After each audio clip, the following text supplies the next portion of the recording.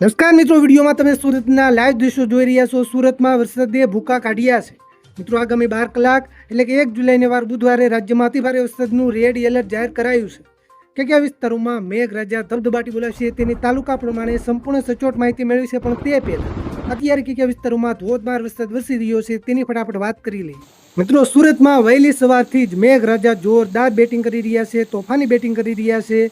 વિડીયોમાં તમે સુરતના દ્રશ્યો જોઈ રહ્યા છો। સુરતમાં 6 ઇંચ કરતાં પણ વધારે વરસાદ પડતા રોડ રસ્તા બેટમાં ફેરવાયા છે। તો ગીર સોમનાથ જિલ્લામાં કડાકા ભડાકા સાથે વરસાદી માહોલ જામ્યો છે। જિલ્લાના ધોકડવા ગીરમાં ધોધમાર વરસાદ વરસી રહ્યો છે। ગીર સોમનાથના ઉના અને કોડીનાર પંથકમાંથી પણ વરસાદના સમાચાર મળી રહ્યા છે। તો બીજી બાજુ વડોદરામાં પણ વરસાદનું જોરદાર આગમન થયું છે। વડોદરામાં ભારે વરસાદ વરસી રહ્યો છે। ડભોઈમાંથી પણ ધોધમાર વરસાદના સમાચાર મળી રહ્યા છે। ભાવનગર જિલ્લાના ગારિયાધારમાં વરસાદ, અમદાવાદના ધોલેરામાં વરસાદ, તળાજા, પાલિતાણા, સાવરકુંડલા, રાજુલા, તાપી, વાપી, ડાંગ, આવા, વઘઈ, બિલીમોરા, ધરમપુર સહિત કેટલાક વિસ્તારોમાંથી વરસાદના સમાચાર મળી રહ્યા છે। મિત્રો, હવામાન વિભાગની નવી આગાહી પ્રમાણે હવે આગામી 12 કલાક દરમિયાન એટલે કે 1 જુલાઈને વાર બુધવારે કયા વિસ્તારોમાં ધોધમાર વરસાદ તૂટી પડશે તેની સંપૂર્ણ સચોટ માહિતી મેળવી છે, પણ તે પહેલા આ વિડીયોને એક લાઈક કરી દેજો। આપણી આ ચેનલને ખાસ સબસ્ક્રાઇબ કરવાનું ભૂલતા નહીં। તો મિત્રો, હવે ખાસ સાંભળજો। મિત્રો, પહેલા આપણે દક્ષિણ ગુજરાતના વિસ્તારોથી શરૂઆત કરી। મિત્રો, દક્ષિણ ગુજરાતમાં આગામી 2 દિવસ સુધી એટલે કે 1 અને 2 જુલાઈએ સુરત અને નવસારીમાં રેડ એલર્ટ જાહેર કરાયું છે।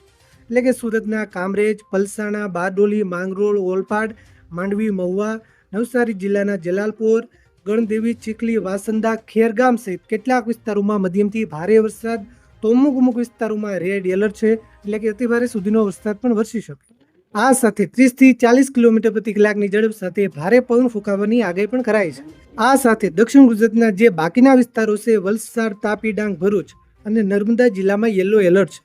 એટલે કે વલસાડ જિલ્લામાં વલસાડ, પારડી, ઉમરગામ, વાપી, ધરમપુર અને કપરાડાના વિસ્તારો હોય, તાપી જિલ્લામાં વ્યારા, સોનગઢ, નિઝર, વાલોડ, ડોલવણ અને ઉછલના વિસ્તારો હોય, ડાંગ જિલ્લામાં આહવા, સુબીર વગેરેના વિસ્તારો હોય, ભરૂચ જિલ્લામાં અંકલેશ્વર, ઝઘડિયા, આમોદ, જંબુસર, હાસોટ, વાગરા, નેત્રંગ અને વાલિયાના વિસ્તારો હોય। આ બધા જ વિસ્તારોમાં મધ્યમથી લઈને ભારે સુધીનો વરસાદ વરસી શકે। મિત્રો, હવે સૌરાષ્ટ્ર વિસ્તારોની વાત કરીએ તો સૌરાષ્ટ્રમાં આગામી 2 દિવસ 1 અને 2 જુલાઈએ કેટલાક વિસ્તારોમાં ભારેથી અતિભારે વરસાદની આગાહી છે। એમાંય ખાસ કરીને ભાવનગર જિલ્લામાં ઉમરાળા, ઘોઘા, વલભીપુર, પાલિતાણા, તળાજા, મહુવા, ગારિયાધાર અને જેસર તાલુકાના કેટલાક વિસ્તારોમાં મધ્યમથી ભારે વરસાદ, અમુક વિસ્તારોમાં અતિભારે સુધીનો વરસાદ પણ વરસી શકે, કારણ કે આ વિસ્તારોમાં ઓરેન્જ એલર્ટ જાહેર કરાયું છે। આ સાથે અમરેલી જિલ્લામાં પણ ઓરેન્જ એલર્ટ છે। એટલે કે અમરેલી જિલ્લાના લાઠી, બગસરા, સાવરકુંડલા, રાજુલા, જાફરાબાદ, બાબરા અને ધારી તાલુકાના પણ કેટલાક વિસ્તારોમાં હળવાથી મધ્યમ વરસાદ, કેટલાક વિસ્તારોમાં મધ્યમથી ભારે વરસાદ, અમુક વિસ્તારોમાં અતિભારે સુધીનો વરસાદ પણ વરસી શકે। આ સાથે ગીર સોમનાથ, બોટાદ, સુરેન્દ્રનગર, જુનાગઢ અને રાજકોટ જિલ્લામાં યલો એલર્ટ છે। એટલે કે આ જિલ્લાઓના પણ કેટલાક વિસ્તારોમાં હળવાથી મધ્યમ વરસાદ, અમુક વિસ્તારોમાં મધ્યમથી લઈને ભારે સુધીનો વરસાદ પણ વરસી શકે। સૌરાષ્ટ્રના જે પશ્ચિમના ભાગો છે, જામનગર, દેવભૂમિ, દ્વારકા, જુનાગઢના વિસ્તારો હોય, પોરબંદરના વિસ્તારો હોય, મોરબીના વિસ્તારો હોય, આ જિલ્લાઓમાં વરસાદની માત્રા ઓછી જોવા મળી રહી છે, વરસાદ વરસી રહ્યો નથી। પણ હવે આ વિસ્તારોમાં પણ ધીરે ધીરે ચોમાસાનું આગમન થાય તેવી શક્યતા છે। આવતીકાલે આ વિસ્તારોમાં હળવાથી મધ્યમ વરસાદની આગાહી છે। મધ્યપૂર્વ ગુજરાતના વિસ્તારોની વાત કરીએ તો મિત્રો, મધ્યપૂર્વ ગુજરાતમાં અમદાવાદ જિલ્લામાં સામાન્ય વરસાદની આગાહી છે। આ સાથે આણંદ અને ખેડા જિલ્લામાં સામાન્યથી મધ્યમ વરસાદ વરસી શકે। આ સાથે ખાસ કરીને દાહોદ, પંચમહાલ, છોટાઉદેપુર અને વડોદરા જિલ્લામાં વરસાદની તીવ્રતા થોડી વધારે જોવા મળે તેવી શક્યતા છે। આ જિલ્લાઓના કેટલાક વિસ્તારોમાં હળવાથી મધ્યમ વરસાદ, એકલ દોકલ વિસ્તારોમાં ભારે સુધીનો વરસાદ પણ વરસી શકે।